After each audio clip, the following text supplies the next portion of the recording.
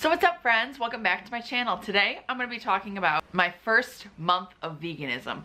Yes, it has been a whole month, well, a little bit over a month now. So it's been, I think, about 6 weeks now since I've become vegan. I'm not gonna lie, it's been kind of hard. A feeling in me tells me that it's been easy because it was such a clear choice for me to go vegan.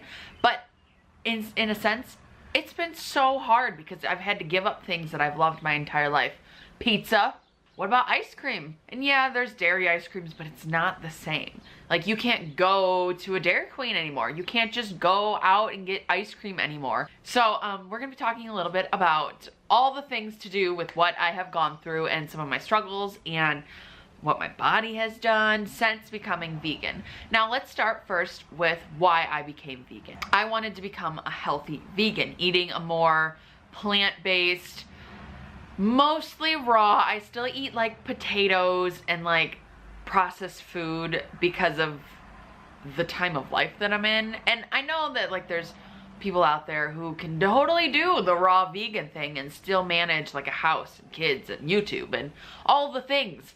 But I'm just not, and I don't really want to be at this point in my life. I don't want to be. So a part of me wanted to do it for the health, and then a little bit was for the ethics, like the ethical side of veganism. And I'm still not there. I'm still not fully, I get the ethical side of veganism, but I'm not like really passionate about that side yet, in which one day I feel like I'm going to be, and I'm going to be more conscious about the things that I'm using on my body and the things that I use on my hair and on my kids and all the other things that are tested on animals. For me, becoming vegan was a health thing. I had done my own research and I've watched a few documentaries, and I know documentaries are just not all, there are some arguments as to the facts that are in documentaries.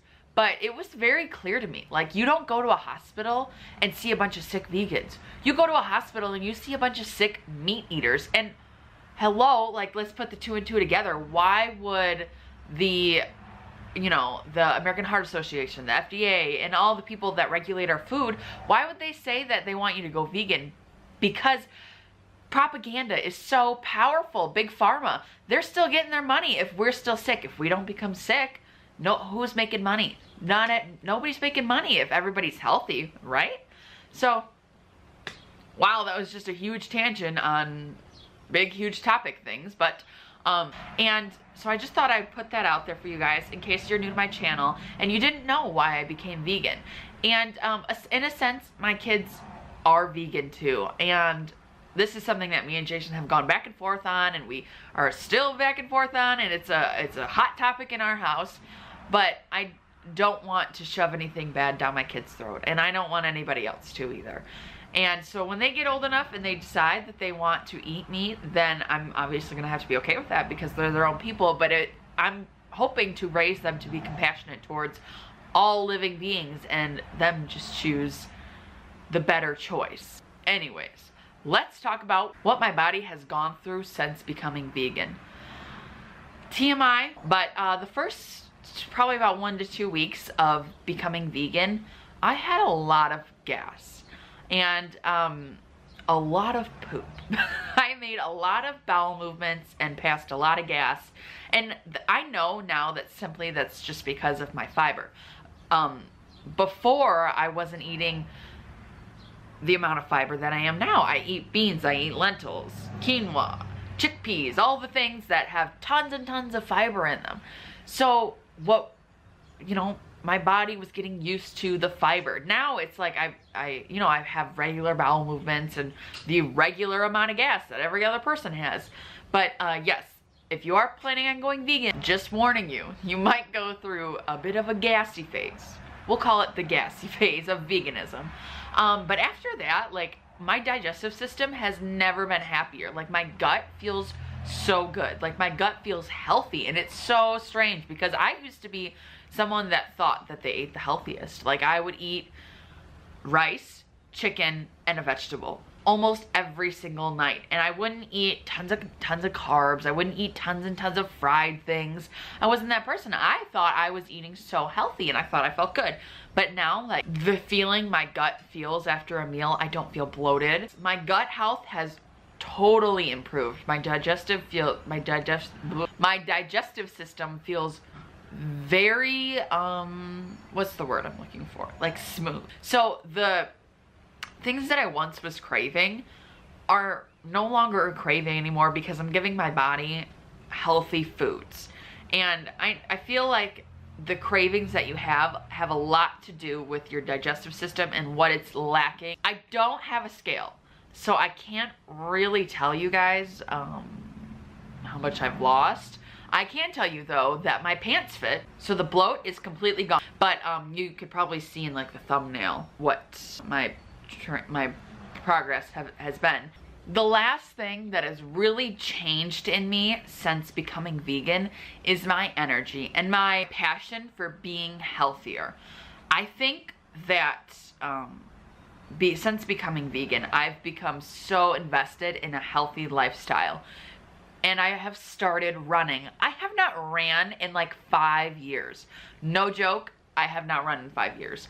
And I started running. I usually was exhausted after dinner. I used to be so exhausted after eating dinner. But now, after eating and then putting the kids to bed, I can go for a run. And I feel great. And I have the energy. And for the past 3 times I went running, I've been able to do 2 miles without stopping. Yeah, I feel like I'm gonna die. And yeah, 2 miles is not a lot. But for somebody who hasn't ran in 5 years, 2 miles is a huge accomplishment. Like, holy crap. If you are thinking about becoming vegan or are thinking about becoming vegetarian, I say do it, dude. Because honestly, the moment I gave up eating cheese, meat, milk, and eggs, I have mental clarity. I have so many positive outlooks on life. That's simply just because being vegan means that you are more compassionate. Just a little disclaimer. Yes, I have slipped up. I have not eaten any sort of meat. No meat whatsoever has entered into my mouth. But I have eaten dairy and eggs, and every single time I eat them, I'm just like so sick with myself, and I know that it's wrong. But I'm trying, and that's what matters. I'm so excited to continue this journey for the rest of my life, honestly, because every single day I learn more and more. To close out the video, I would like to give some shout outs to some of my favorite YouTubers who inspire me every day to live a good lifestyle. Number 1, Ellen Fisher. If you do not follow Ellen Fisher, no matter if you're a meat eater or you're a vegetarian or you're anything, you will love Ellen Fisher and her family. Trust me on that. Trust me that you will love her. 2, Hannah McNeely.